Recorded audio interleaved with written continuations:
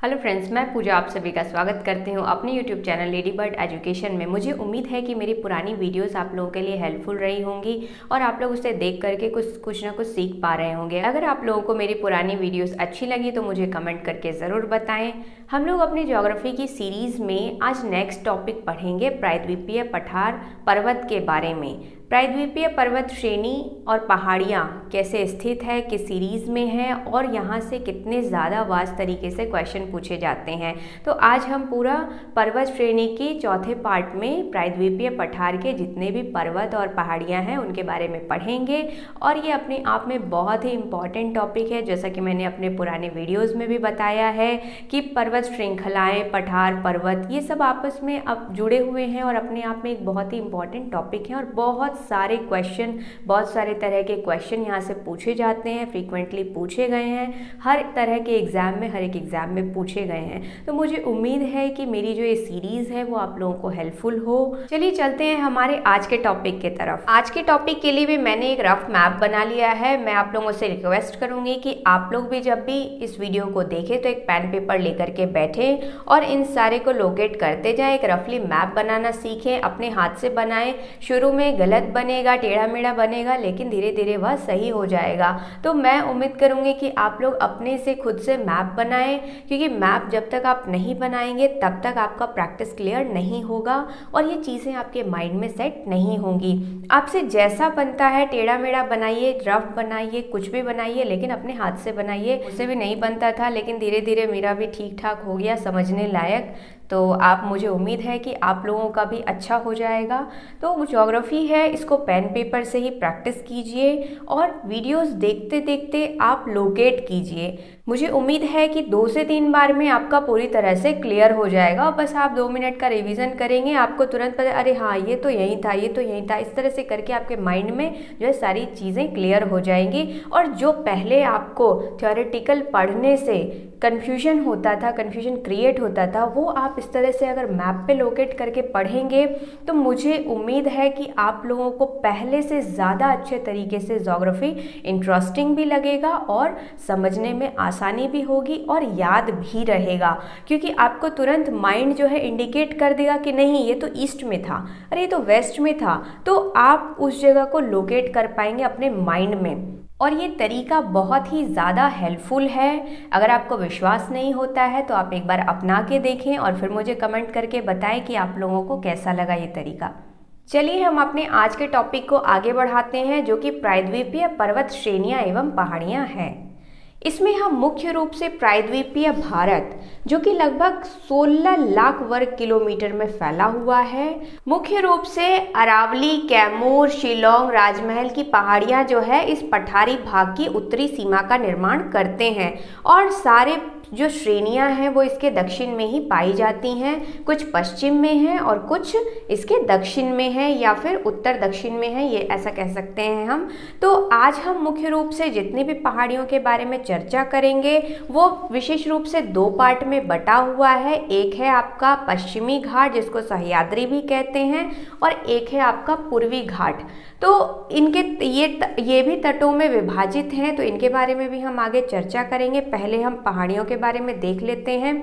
और जैसे कि क्वेश्चन पूछा गया है, ये बहुत ही वास्ट, बहुत छोटा छोटा, जैसे कि पूर्वांचल की पहाड़ियाँ छोटे टॉपिक्स में बटा हुआ था, उसी तरह से ये पश्चिमी घाट, पूर्वी घाट भी अपने आप में एक वास्ट सिलेबस रखता है और बहुत छोटे छोटे यहाँ पे रेंजेस हैं और सब अपने आप में इम्पॉर्टेंट है। जब मैं यहाँ चर्चा करूँगी तो आप लोग अगर प्रिपरेशन कर रहे हैं तो आप रिलेट कर पाएंगे कि हाँ ये क्वेश्चन तो पूछा गया था और मेरा गलत हुआ था। कभी टेस्ट में आपने अगर टेस्ट लगाया होगा तो टेस्ट में गलत हुआ होगा, या फिर आपने एग्जाम दिया होगा तो एग्जाम में गलत हुआ होगा, लेकिन आपने देखा होगा कि यहाँ से क्वेश्चन आते हैं।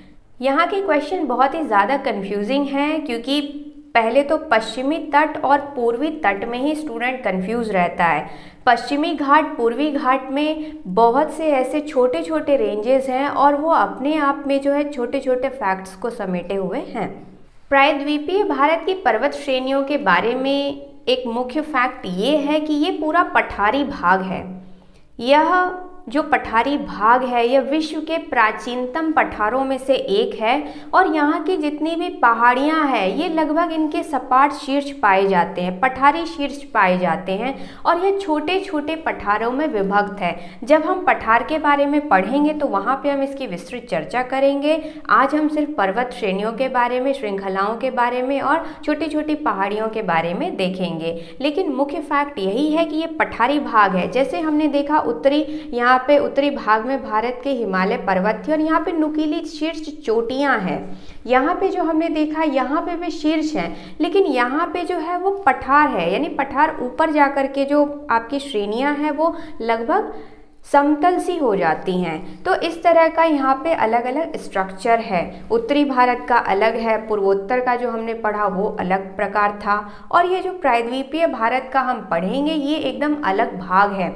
इसलिए हम अलग अलग भाग में बांट करके पढ़ेंगे इसको, तो हमको ज़्यादा कोरिलेट करने में आसानी होगी और हम सवालों का जवाब आसानी से दे पाएंगे और अपने माइंड को भी ये चीज़ समझा पाएंगे कि कौन से कहाँ पे किस क्षेत्र में कैसे अवस्थित है, उनके फीचर्स क्या क्या हैं। फीचर के अकॉर्डिंग जो है हम उसको करेक्ट कर सकते हैं। इस तरह से एक ओवरऑल हम देखेंगे कि ये जो प्रायद्वीपीय पर्वत श्रेणियां हैं यह मुख्य रूप से 5 भागों में विभाजित हैं, जिसमें कि अरावली है, विंध्याचल है, सतपुड़ा है, पश्चिमी घाट है आपका और पूर्वी घाट है। इन्हीं 5 जगह सारी श्रेणियां जो है प्रायद्वीपीय भारत की स्थित है। सबसे पहले हम देखेंगे अरावली श्रेणी के बारे में। अरावली श्रेणी जो है वह प्रायद्वीपीय भारत के पश्चिमी भाग और उत्तर पश्चिमी भाग में स्थित है। यह राजस्थान जिले से लेकर के दिल्ली तक लगभग 800 किलोमीटर के क्षेत्र में फैली हुई है। दिल्ली के पास आते आते इसे दिल्ली की पहाड़ियाँ कहते हैं। अरावली श्रेणी जो है विश्व के प्राचीनतम श्रेणियों में से एक है। हमने अपने पुराने वीडियोस में देखा कि गुरु शिखर यहीं पर स्थित है। अरावली की श्रेणियों में ही माउंट आबू नाम का प्रसिद्ध पर्यटन स्थल है। माउंट आबू से काफ़ी ज़्यादा क्वेश्चन पूछा गया है और इसकी सबसे ऊंची चोटी जो है वह गुरु शिखर है। इसके बारे में हमने पुराने वीडियो में चर्चा किया था। अरावली की श्रेणियों से काफ़ी नदियां निकलती हैं, जिसमें मुख्य रूप से माही, लूनी, स्वर्ण रेखा, ये 3 नदियां हैं जो कि भारत की प्रमुख नदियों में से आती है। इन नदियों के बारे में भी फैक्ट है, लेकिन उसे हम नदी वाले चैप्टर में पढ़ेंगे। अभी हम बस मेन बेसिक फैक्ट्स जानेंगे। इसी श्रेणी में कई सारी खनिज की खानें पाई जाती है। तांबा, सीसा, जस्ता आदि, शीशा, संगमरमर, इस तरह की खानें पाई जाती है। राजस्थान का खेतड़ी नामक स्थल जो है काफ़ी प्रसिद्ध है तांबे की खान के लिए। ये क्वेश्चन काफ़ी बार पूछा गया है खेतड़ी से, तो जब हम खनिज संसाधन पढ़ेंगे तो वहाँ पे हम देख लेंगे, उसके बारे में विस्तृत रूप से चर्चा। आगे हम देखेंगे विंध्याचल श्रेणी के बारे में, जो कि प्रायद्वीपीय पठार के लगभग उत्तरी भाग में स्थित है। यह मालवा के पठार का उत्तरी भाग है। विशेष रूप से विंध्याचल श्रेणी जो है माना जाता है कि उत्तरी भारत और दक्षिणी भारत का जो विभाजन है वह विंध्याचल की श्रेणी करती है। यह अत्यधिक प्राचीन और मोड़दार पर्वत की श्रेणी में आता है। जैसा कि मैंने आपको पहले भी बताया कि प्रायद्वीपीय भारत जो है वह प्राचीनतम पठारों में से एक है और विंध्याचल, अरावली की श्रेणियां जो है ये प्राचीनतम पठारों का ही हिस्सा है। जैसे विंध्याचल श्रेणी यह मालवा के पठार का हिस्सा है और मालवा का पठार जो है वह प्राचीनतम पठारों में से एक है। विंध्याचल श्रेणी जो है यह मुख्य रूप से पश्चिम से पूर्वी भारत की तरफ भाड़नीर, कैमूर और पारसनाथ की पहाड़ियों तक लगभग 1200 किलोमीटर की दूरी में फैला हुआ है।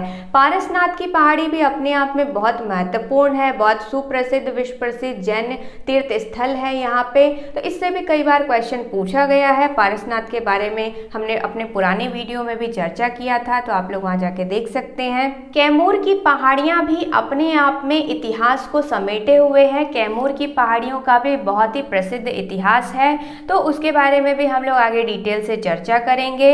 जितनी भी आज हम पहाड़ और पहाड़ियाँ पढ़ रहे हैं, पर्वत श्रेणियाँ पढ़ रहे हैं, उनका बहुत ही ज़्यादा डिटेल फैक्ट है और बहुत सारे क्वेश्चन एग्जाम्स में पूछे गए हैं।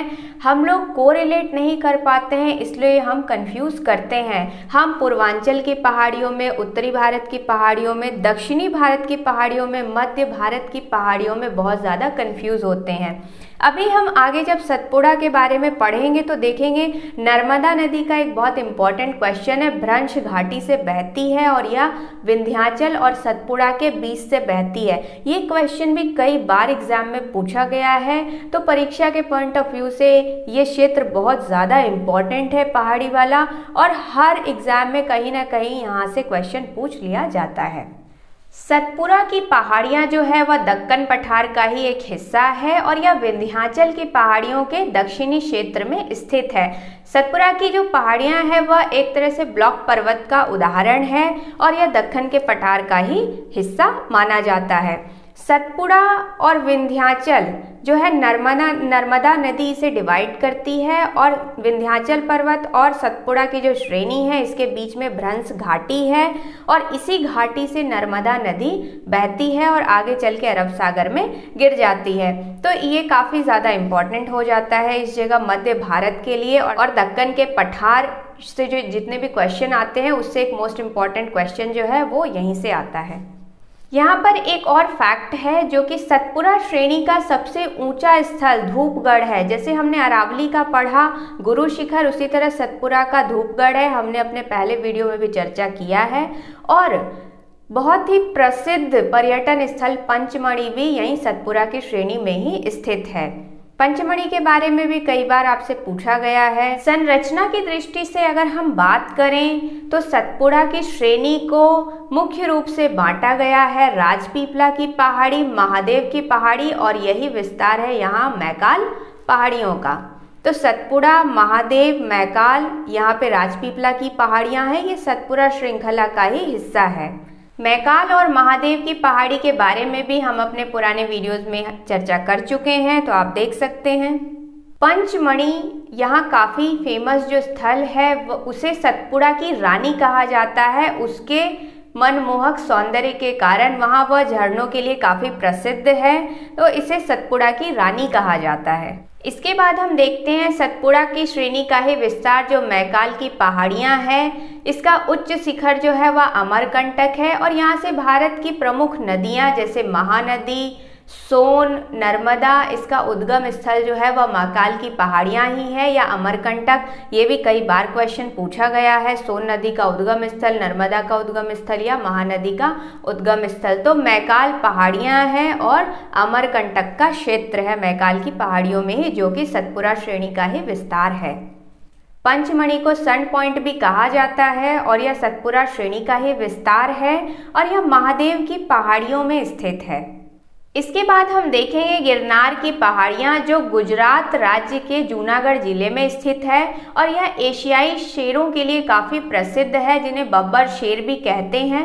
गुजरात राज्य में और भी छोटी छोटी पहाड़ियाँ हैं, जैसे कच्छ की पहाड़ियाँ हैं, मांडव की पहाड़ियाँ हैं, तो इन सबको हम कोरिलेट कर सकते हैं। यहाँ आपका मध्य प्रदेश गुजरात बॉर्डर पे लगभग सातमाला की पहाड़ियाँ हैं। इसके बाद हम आ जाते हैं अजंता की पहाड़ियों में, जो कि अजंता की गुफा के नाम से भी प्रसिद्ध है, महाराष्ट्र राज्य में स्थित है और यहाँ फेमस गुप्त कालीन जो गुफा चित्र हैं जो कि बौद्ध और जैन धर्म से संबंधित हैं। यहाँ पे मरणासन मूर्ति जो कि काफ़ी फेमस है वह पूछा गया है क्वेश्चन, तो इसके बारे में भी बहुत सारे फैक्ट्स हैं, हम आगे देखेंगे इसके बारे में। अभी हम देखेंगे अजंता की पहाड़ियाँ जो है वह गुप्तकालीन चित्रकारी के लिए प्रसिद्ध है।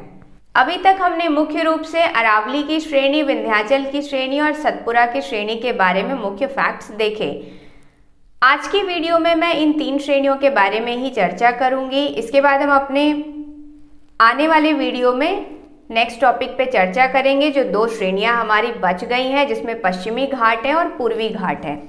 मुझे उम्मीद है कि आज हमने जिन श्रेणियों के बारे में चर्चा की उससे आप कुछ सीख पाएंगे। अगर आपको मेरी ये वीडियोस अच्छी लग रही हैं तो आप मुझे कमेंट करके ज़रूर बताएं, लाइक शेयर सब्सक्राइब ज़रूर करें।